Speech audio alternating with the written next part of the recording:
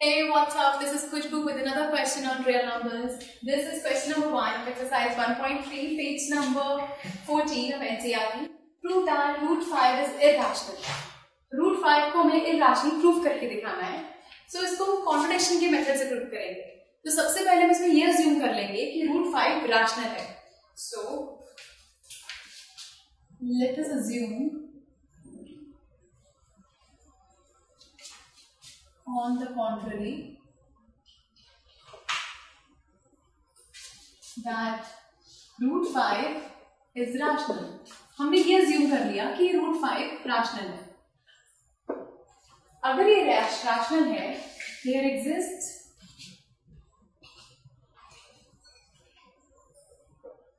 positive integers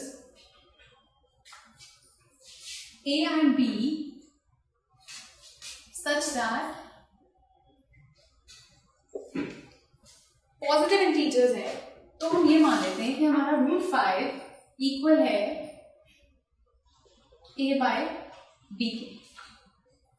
now squaring both sides, squaring both sides, ये क्या बन जाएगा? रूट 5 का square minus a by b का होल स्क्वायर. तो ये बनेगा 5 is equal to a square by b square. So ये b स्क्वायर इधर आ जाएगा, तो बनेगा 5b square is equal to a square. 5b square a square के इक्वल है. इसका मतलब अगर 5 इसको डिवाइड कर रहा है, 5 इसको डिवाइड कर रहा है, लेकिन अगर मैं इसको 5 से डिवाइड करती हूँ तो 5 से 5 कैंसिल हो जाता है. दैट मीन्स 5b स्क्वायर को डिवाइड कर रहा है तो 5a स्क्वायर को भी करेगा, क्योंकि दोनों इक्वल है. जो चीज होगी वो दोनों साइड के लिए होगी. अगर वो इसको डिवाइड कर रहा है तो वो इसको भी करेगा. सो a square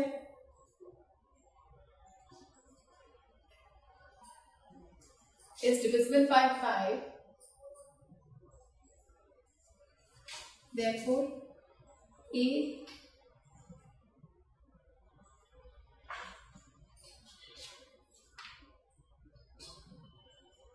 is also divisible by 5.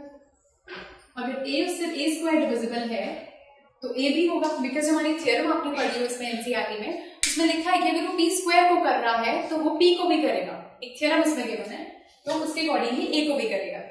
सो अब अगर हम अज्यूम कर लें, लेट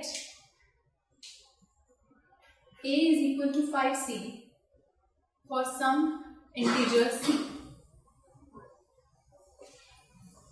a को हमने 5c रेट कर लिया. इस 5c को अगर मैं यहाँ सब्स्टिट्यूट करती हूँ a की जगह पर, तो ये क्या बनेगा?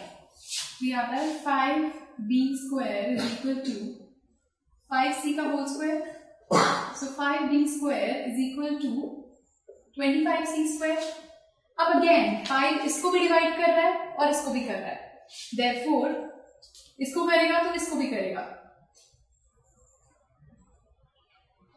5 डिवाइड्स b square,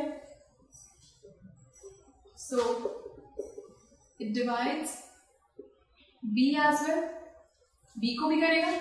so इसका मतलब a और b जिसको हमने यहाँ पर इसको को प्राइम मान लेंगे, a and b are को प्राइम. यहाँ पर इसको जरूर मेंशन करना, they are को prime. That means their HCF is 1, their HCF is 1. But यहाँ पर तो a और b दोनों 5 से डिविजिबल है. अगर उनका हाईएस्ट कॉमन फैक्टर 1 है, लेकिन यहाँ पर उनका फैक्टर 5 भी है.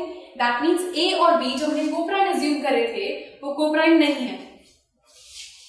Therefore a and b have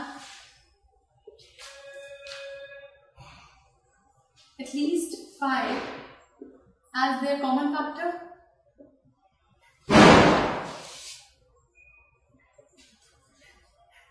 Hence, our assumption was wrong. Assumption was wrong. A and B are not co-prime. Are not co-prime. हमारी assumption गलत थी. A और B co-prime नहीं है. So this contradicts the fact. So this contradicts the fact that A and B, the fact that root 5 is rational. तो हमने गलत assume किया था कि रूट 5 रैशनल है, that means root 5 is irrational, 5 is irrational.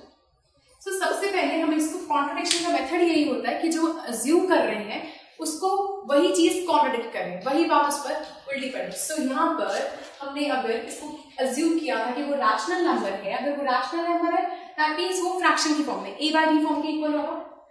ये दोनों नंबर्स को-प्राइम है, इनका हाईएस्ट कॉमन फैक्टर 1 है, स्क्वायरिंग बोथ साइड्स करा हमारे पास ये आया। अब 5 इसको डिवाइड कर रहा है तो इसको भी करेगा, a स्क्वायर को कर रहा है तो a को भी करेगा अकॉर्डिंग टू थ्योरम। फिर हमने a को 5 सिलेक्ट करा, 5c को यहाँ सब्स्टिट्यूट किया, ये आया। अब यहाँ ये c को डिवाइड कर रहा है 5 तो ये b को भी कर रहा है, b स्क्वायर को कर रहा है तो b को भी करेगा अकॉर्डिंग टू थ्योरम। तो दैट मीन्स a और b का 1 के अलावा 5 एक और कॉमन फैक्टर है, तो दैट मीन्स वो को-प्राइम नहीं है। अगर वो को-प्राइम नहीं है तो इसका मतलब रूट 5 भी रैशनल नहीं है। सो ये होता है मेथड ऑफ कॉन्ट्रडिक्शन। इसके लिए हम एनसीईआरटी कुछ और क्वेश्चंस भी ट्राई कर सकते हो, कुछ एग्जांपल्स में भी गिवन है।